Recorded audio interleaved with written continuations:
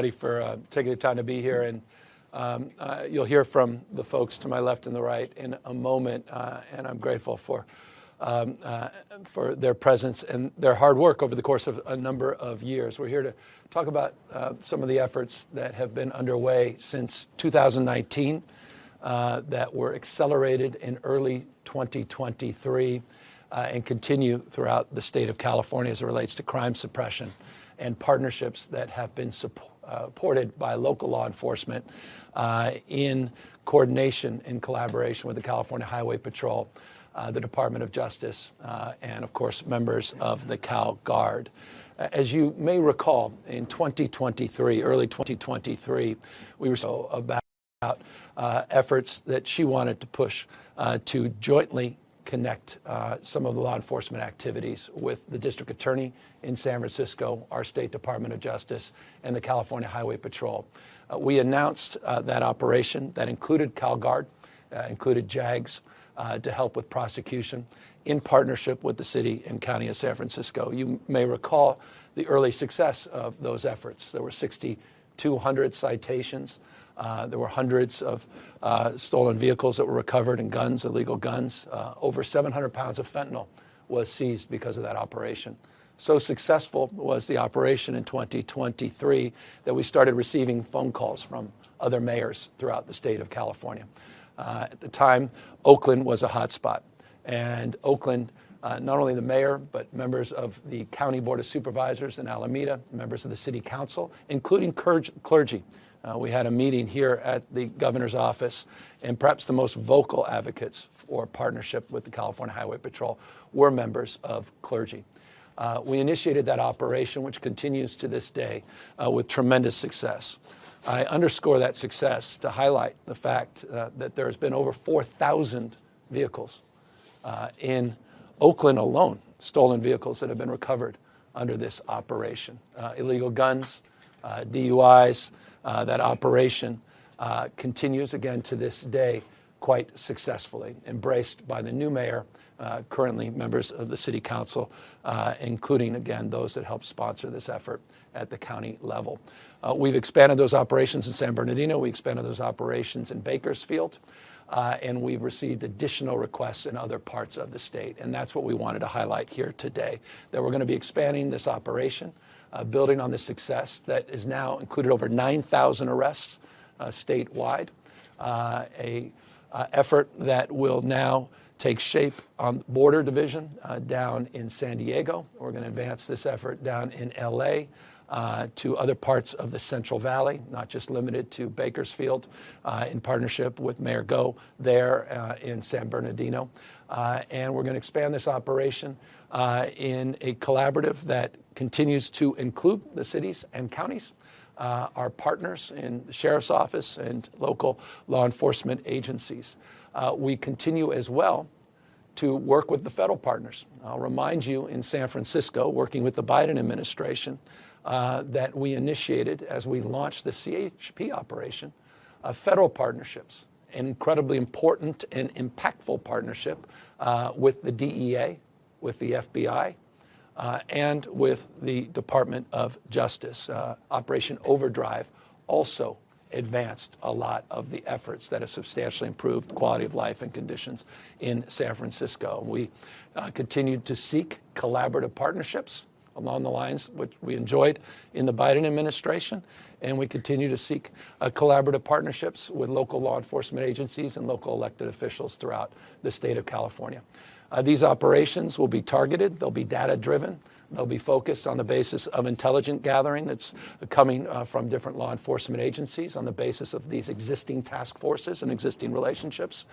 And these will be unannounced efforts.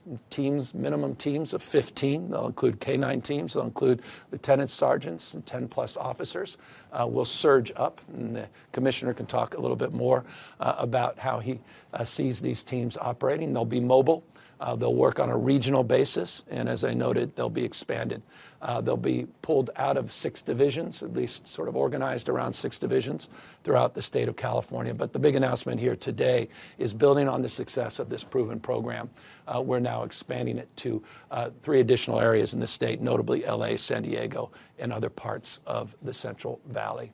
I would highlight, and I think this is important to highlight, and I know the issue of reduction in crime is an important issue, but I want to make this crystal clear. It's never good enough. Good enough never is. Success is not a place or a definition. Success is a direction. There is no having made it as it relates to the issue of crime suppression.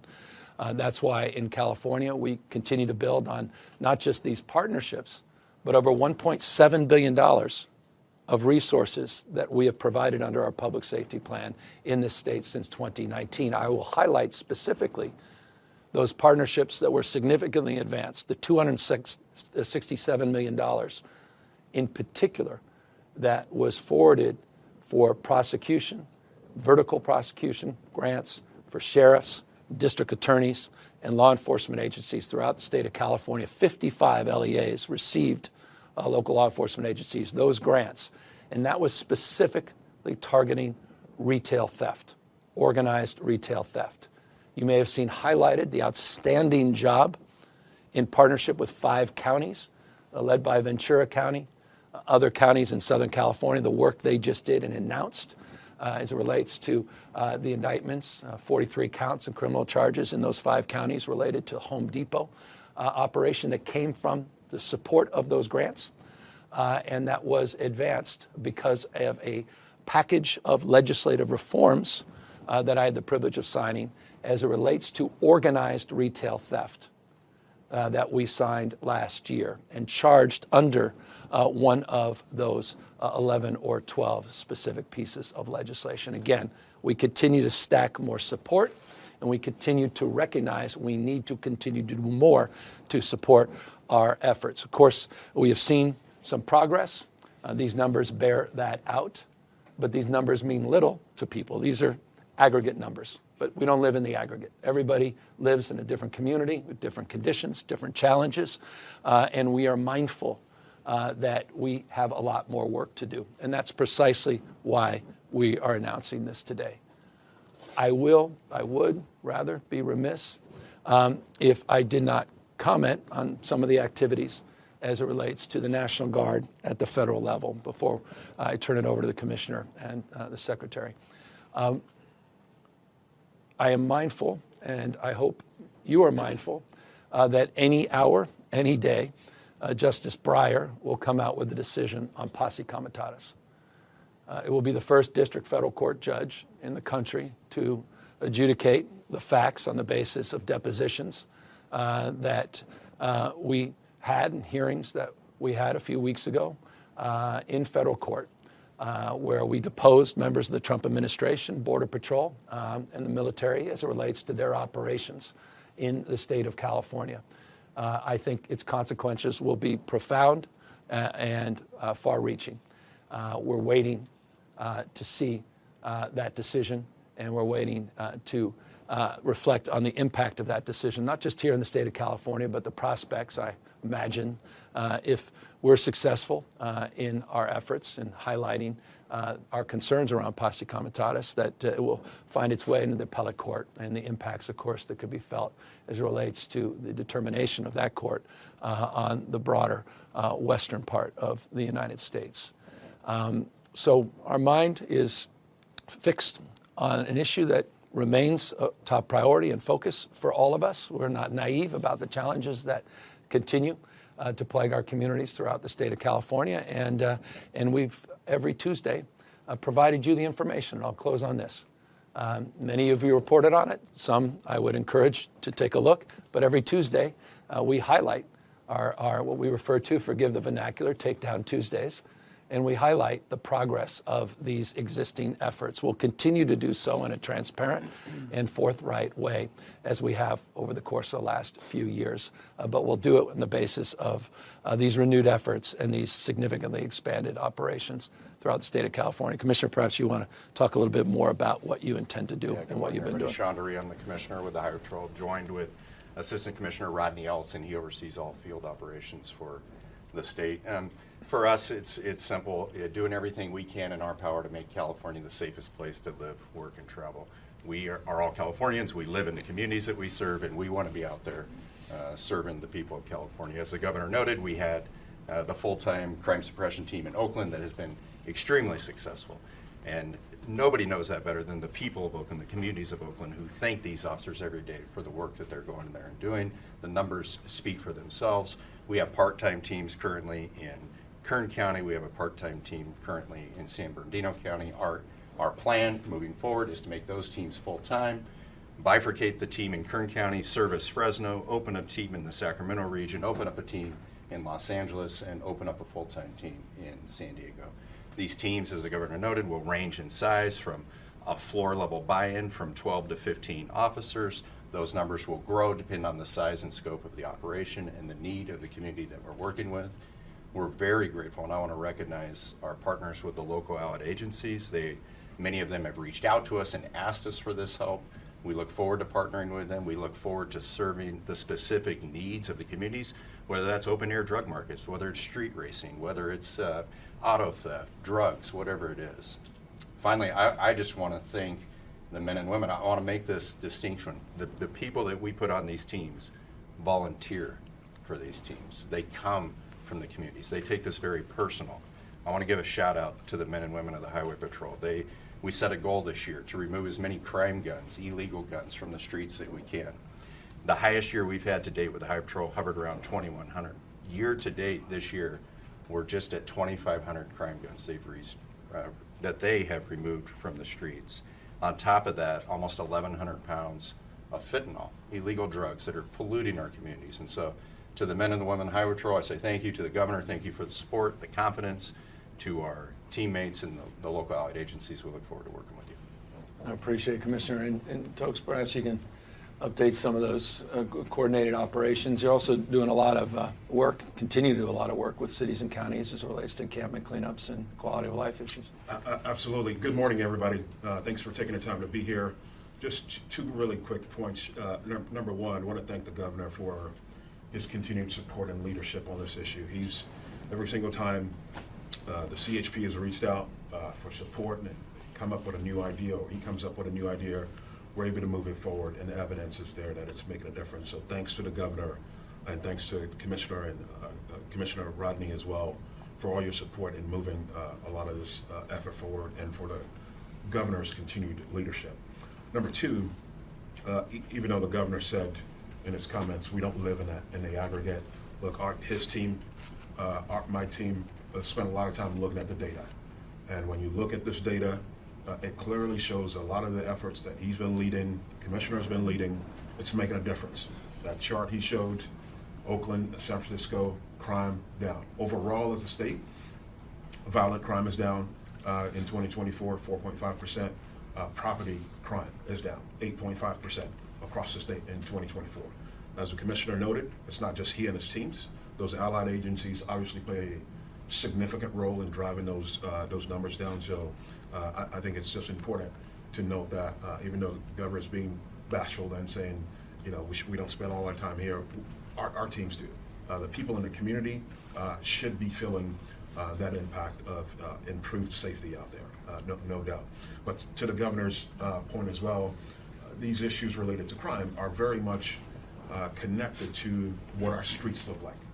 Not only do I have the responsibility to support Commissioner DeRee, also have oversight and support of Caltrans as well. Caltrans has a big responsibility in making sure that our rights of way, more than 50,000 miles in the state, are clean and open and safe, and dealing with issues related to people experiencing homelessness and encampments and litter, Clean California. All those things, governor's spearheaded to levels that we've never seen before in this state in his tenure, with funding and policy support.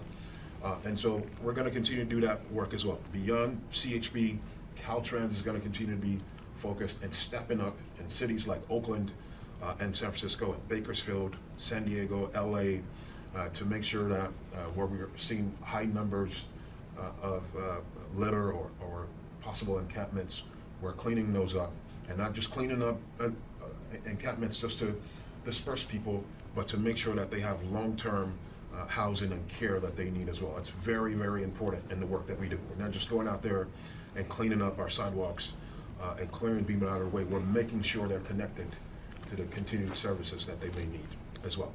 So with that, again, Governor, thank you for your leadership on this. And Commissioner DeRee, the CST effort here, hoping that it sees much success in the months to come. Yeah, no, look, and the leadership is shared across the board. And again, I want to just highlight the mayors in particular that have been extraordinary partners in this effort.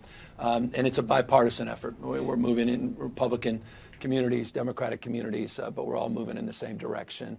And that's the spirit we're bringing to this expansion of our existing program, and want to maintain that momentum and do it on the basis, I think, of what the commissioner mentioned, which is with the strong support of the community. One of the things that has been, I spent a lot of time in Oakland. It's an extraordinary thing to walk the streets of Oakland and have people come up and say thank you to the California Highway Patrol. Thank you to the men and women of the California Highway Patrol for being there.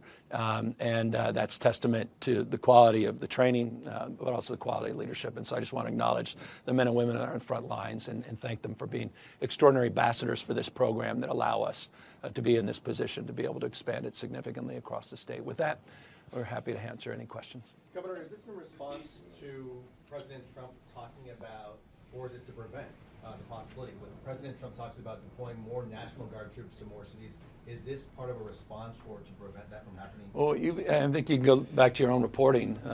We've been pretty consistent with these kinds of announcements. We haven't necessarily invited you in to the horseshoe here to announce them. We've done it by paper. We do it every week. We're highlighting these things. I've had probably 9 or 10 press conferences on this topic over the course of the last few years. So we're not reacting, responding to anything, quite the contrary. With one caveat, the community wants to see more. And we are trying to be responsive to the people we serve. As it relates to the president in particular, he's doing things to people, not with people. It's a point of profound and consequential contrast. He's de facto militarizing American cities. That's why I led with the Breyer decision. We're waiting for the outcome of that. Could have profound implications in terms of his authority to militarize American cities. Again, certainly here in California, the impacts, though, will be discussed and debated if he moves in our direction across the United States. But I should note, just on that, if he is to invest in crime suppression, I hope the President of the United States would look at the facts. Just consider Speaker Johnson's state and district. Just look at the murder rate. That's nearly 4 times higher than Californians in Louisiana. This is Speaker Johnson, 4x higher. I'm just offering, again, you've not seen this on Fox News, so President may not be familiar with these facts. So I want to present some facts to the President of the United States. And imagine this is alarming to the President to learn these facts, particularly Speaker Johnson, who's been such a strong partner and ally in these efforts. So the carnage in Louisiana is well defined. Of course, Mississippi leads the nation as the #1 murder state in America. Imagine this in particular may resonate with the President of the United States. It's got a murder rate 180%. 180% higher than Los Angeles. It's interesting. LA has more people. These are all per capita numbers. More people than Los Angeles. Perhaps the president could deploy the National Guard in every corner of Mississippi. It's the murder rate's out of control there. Carnage. And governor may want to make that phone call. Again, if they care about the issues of crime and violence. I would note St. Louis murder rate is 190% larger than Oakland. I can go on. We could talk about the carnage in Arkansas. Again, one of the top 10 murder states in America. 2.6 times greater than San Francisco. Again, these are just not just observations. They're stone-cold facts. And the fact remains, if the president is sincere about the issue of crime and violence, there's no question in my mind that he'll likely be sending the troops into Louisiana and Mississippi to address the unconscionable wave of violence that continues to plague those states. Governor, you've talked about putting the mirror up to the Trump administration. I'm not necessarily pointing to this, but in social media with the Patriot Shop that you've established, I mean, is this a way still, though, to sort of do that? Because we've been at this, as you know. We've been to all these events for months and months, and I think we kicked this off with the AG, a few years back in San Jose. We were very vocal about the legislature moving on that legislative package a year plus ago. So I think it's a continuation of that. I mean, but I think it is important to highlight the National Guard issue. I thought it was the right question, and it's a question on all our minds. Is this America?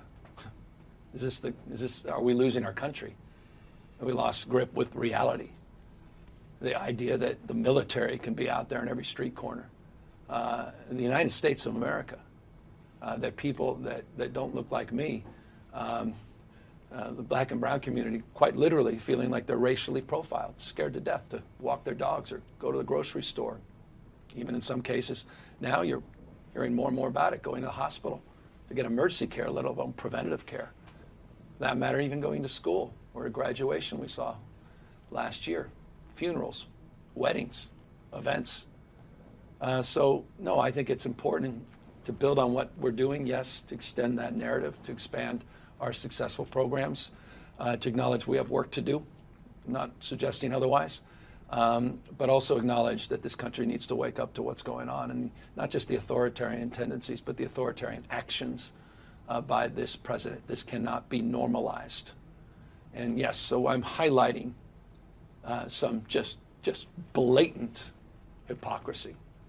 Yes, we're putting a mirror up to the lunacy that is Trump's tweets and his grift.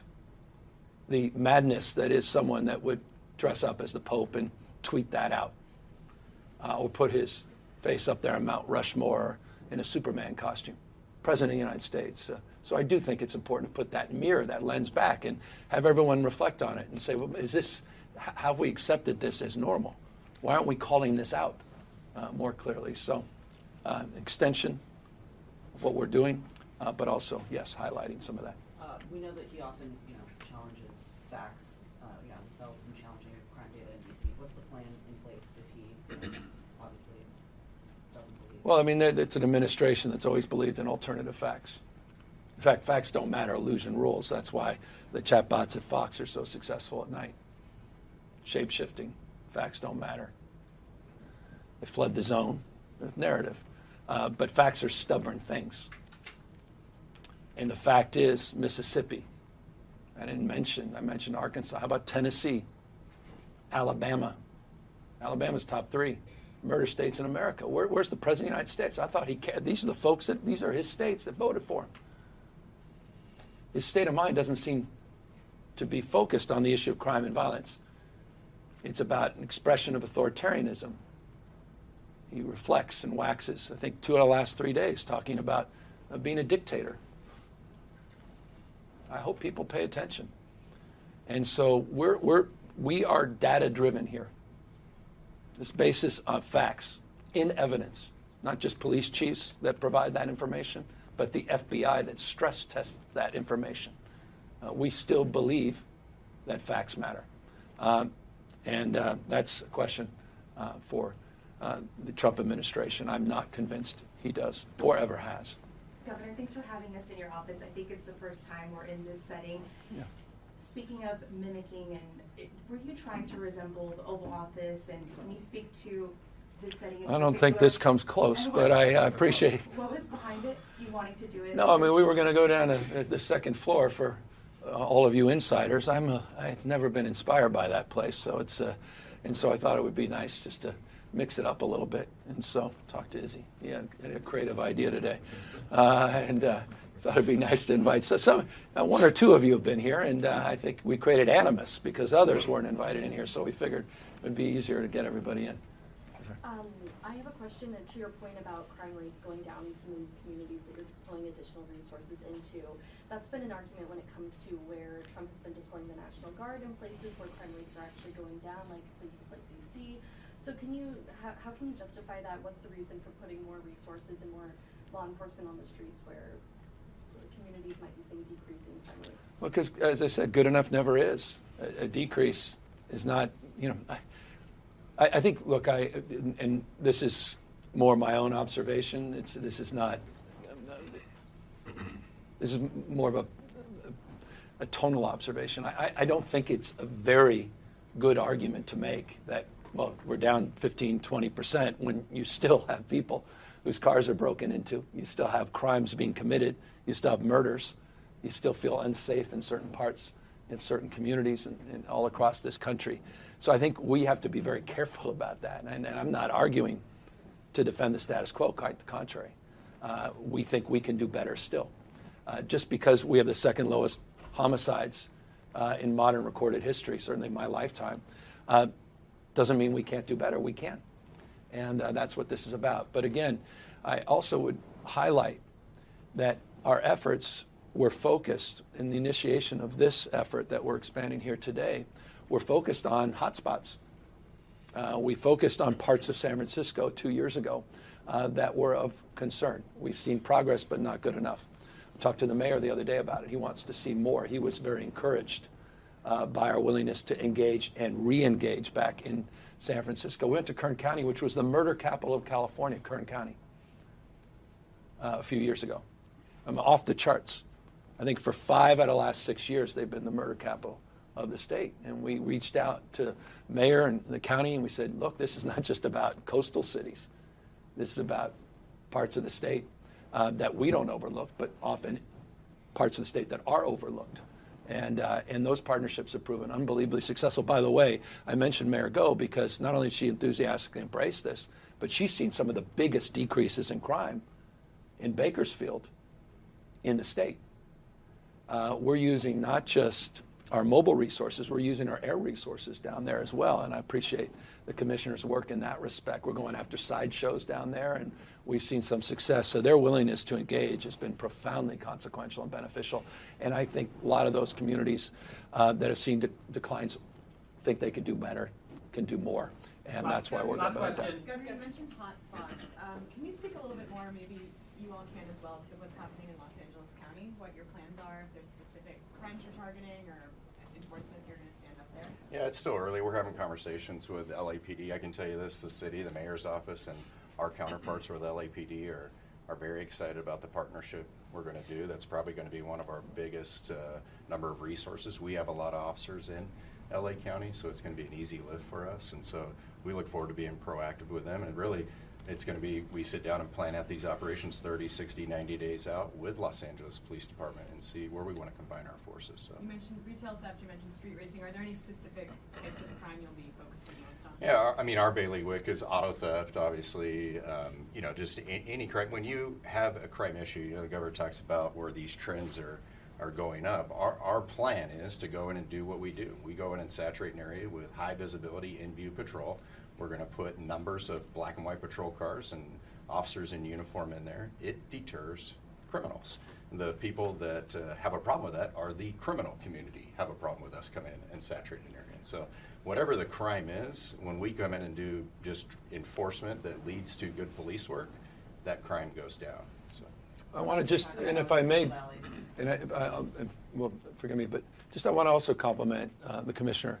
It was the CHP working with LAPD that were protecting the National Guard and the military in LA.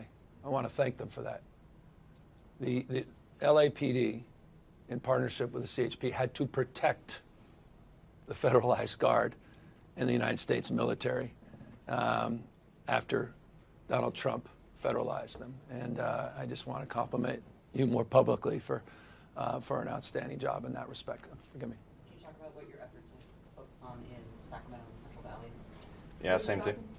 Yeah, same thing. We're talking with those chiefs directly to see where their needs are, but it'll be the same plan of attack. And so these operations will be well thought out, will be data driven, will be planned in advance, but obviously we're not going to public on when and where. And after we've executed some of them, we'll be more than happy to share what the These results two are. messages today are kind of contradictory. On the one hand, you're mocking Trump's deployments and, you know, highlighting the crime rates in red states that you say are higher, and at the same time, we're here because you're surging law enforcement across the state. So, do you believe that crime is a problem in California or not? Well, sort of a curious question. I made the entire point that crime's an issue and we want to tackle it, and we continue to do more in that space, and we announced and highlighted some of the expansion. What is not contradictory, respectfully, is that we're doing it in partnership with our local communities. We did it in partnership with the Biden administration prior. We're not talking about the nationalization, the militarization of the Guard and militarizing United States cities. So quite the contrary. Thank you, everyone. Trafficking, Thank is you. that, I mean, not to get specific, but trafficking in this area. Thanks, guys. Subscribe to One India and never miss an update. Download the One India app now.